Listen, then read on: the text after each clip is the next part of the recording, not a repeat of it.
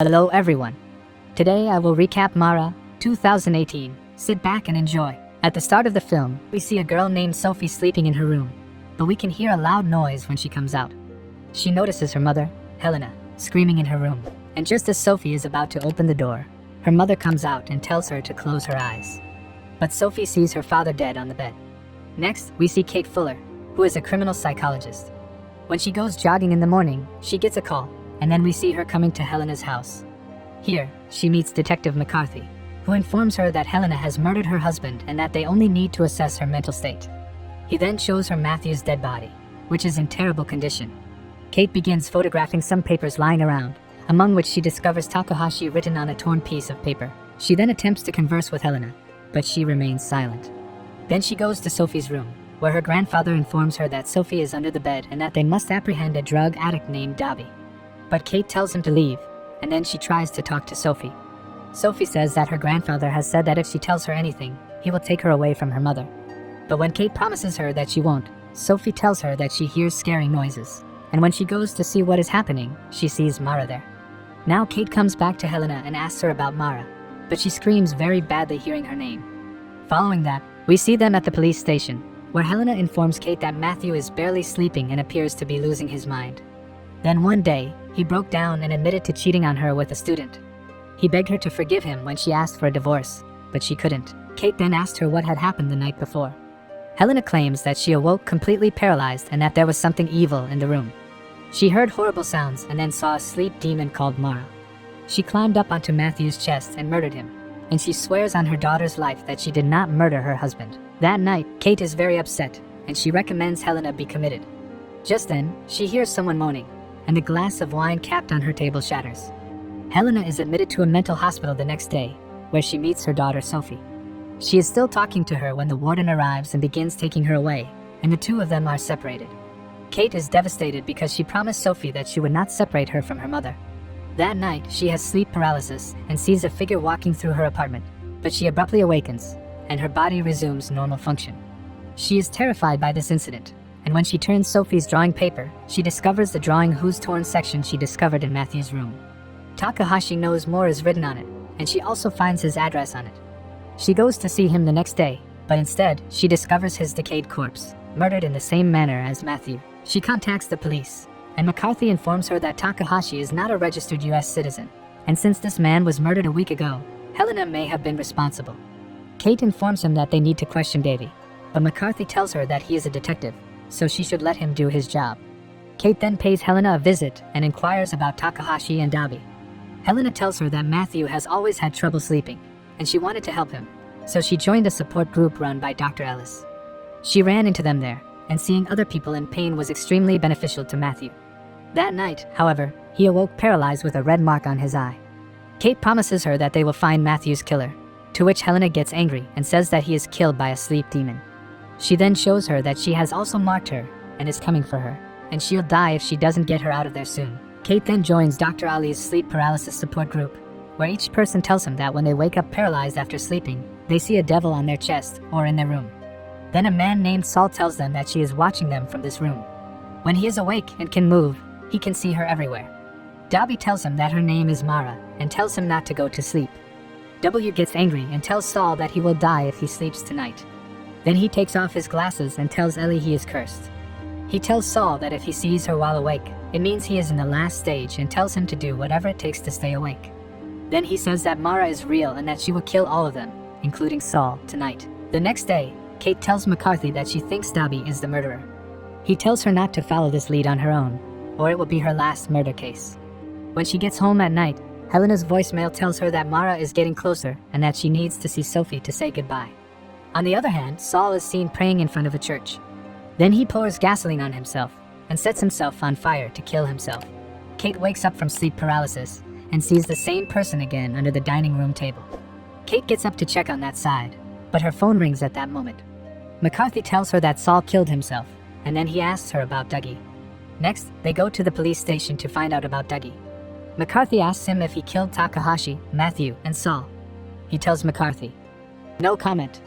Then Kate asks him about Maraa and tells him she can help him, but he has to talk. He then tells her that he met Takahashi at the group sessions and that he was the first person to see Maraa.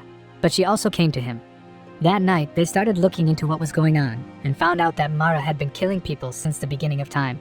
He then shows Kate the mark on his eye and tells her that Matthew has the same mark. McCarthy then asked him how he was still alive and said that he was the only person who could have killed the 3 people. Dougie told him that McCarthy didn't have any proof against him. Later, McCarthy tells Kate that Dougie doesn't have a reason to kill. Kate says that the demon might be another part of Dougie's personality, but McCarthy says he can arrest Dougie without any physical evidence. He then thanks her and tells her that they now have a good suspect and that Helena can go home to be with her daughter. She runs to the hospital to tell Helena the good news, but when she gets there, Helena is dead and her eyes are all red. Later, she wakes up again in sleep paralysis, where Maraa is waiting for her. Seeing Maraa scares her. When she is able to move again, she gets out of the tub and notices a red mark on her left eye. The next day, she goes to the police station and finds a video of Helena's death in McCarthy's room. In the video, a dark figure is shown standing on top of Helena and strangling her.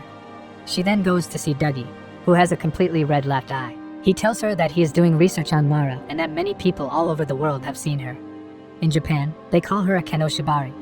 In Canada, they call her the Night Hag. Here in the United States, they call her Maraa. She is all over. Kate asks him why only a few people get killed when millions of people see her.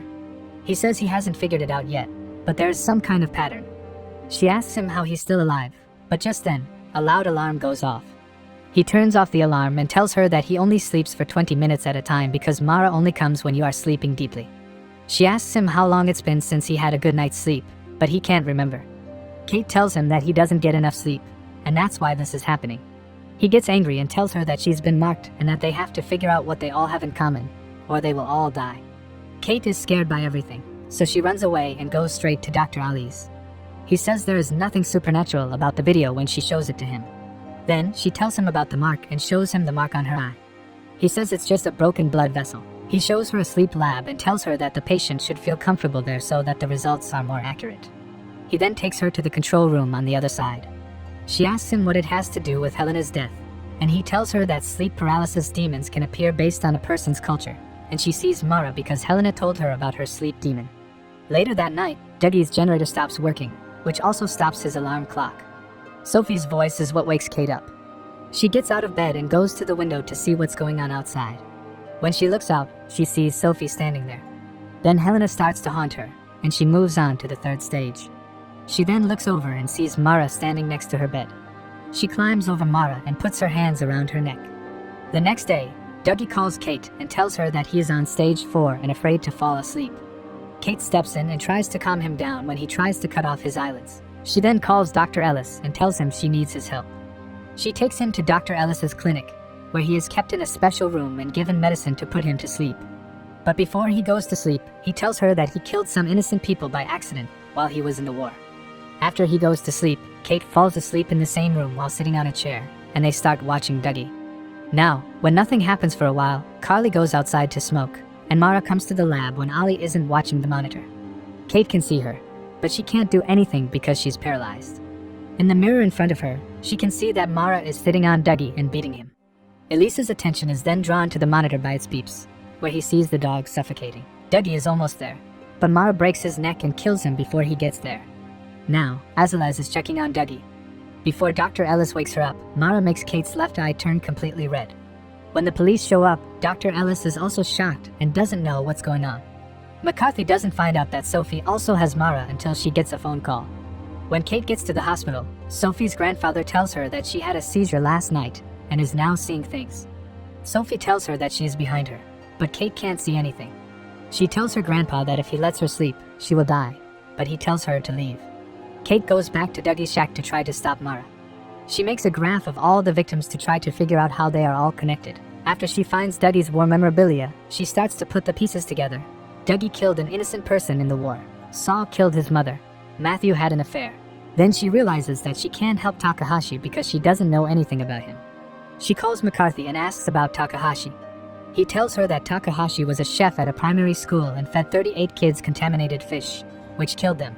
When she hears this, she realizes that Maraa is based on guilt, so she tells him everything she has learned so far.